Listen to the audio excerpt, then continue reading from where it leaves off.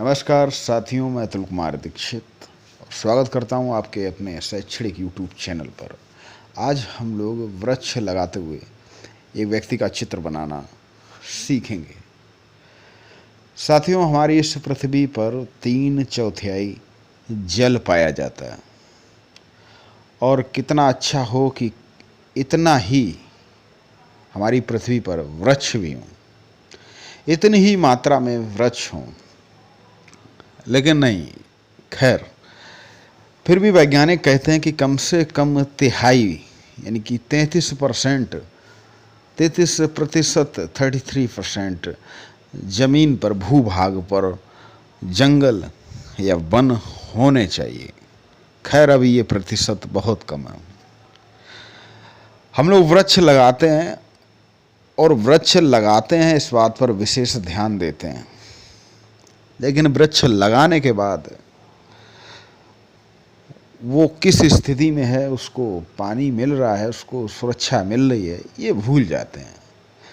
बस वृक्ष लगाने के साथ साथ अगर हम कुछ समय के लिए उसको सहारा दें, उसको संरक्षण दें, उसको सुरक्षित रखें, तो वो एक वृक्ष बन सकता है।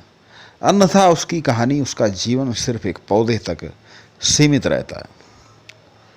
हमारे जो फोरफादर हुआ करते थे, हमारे पिताजी के पिताजी, उस समय तक वृक्ष लगाने का एक विशेष, लोग अपनी खाली ज़मीन पर वृक्ष लगाते थे, किसी खास मौके पर वृक्ष लगाते थे, वृक्ष लगाने के मौके ढूंढते थे।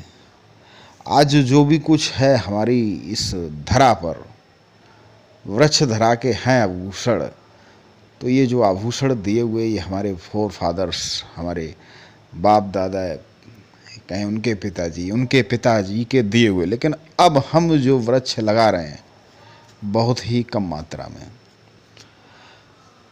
हमें भी ऐसे मौके की तलाश होनी चाहिए, हमें ऐसे मौके ढूंढने चाहिए कि हम अधिक से अधिक वृक्ष लगाएं। क्योंकि एक तरफ हमारी या इस पृथ्वी पर जनसंख्या बढ़ रही है और जंगल कट रहे हैं, ज़मीन पर इमारतें बढ़ रही हैं, लेकिन फिर भी हम कुछ ऐसा भाग छोड़ें या हम कुछ ऐसी ज़मीन खरीदें जिस पर हम, एक सर्वेश्वर दयाल सक्सेना कवि हुए, उन्होंने एक कविता लिखी कि उसका अर्थ यही है कि मेरे पास भी अगर थोड़ी ज़मीन हो तो मैं एक बाग लगाऊं। हम इमारतें बनाने के लिए तो ज़मीनें खरीदते हैं, लेकिन बाग लगाने के लिए ज़मीन खरीदने का अभी चलन प्रारंभ नहीं हुआ। अभी कोरोना काल में हमें एहसास हुआ, हम लोगों को महसूस हुआ कि वृक्ष और वृक्ष से मिलने वाली ऑक्सीजन हम लोगों के लिए कितनी आवश्यक है। तो साथियों, इस वीडियो के माध्यम से सिर्फ और सिर्फ यही संदेश है कि अगर वृक्ष हैं तो जीवन है, वृक्ष हैं तो हम हैं, और हम हैं तो हमें वृक्ष लगाने ही होंगे। आप लोग इस चित्र को बनाने का अभ्यास कीजिए, और ये सिर्फ एक चित्र नहीं, एक संदेश है।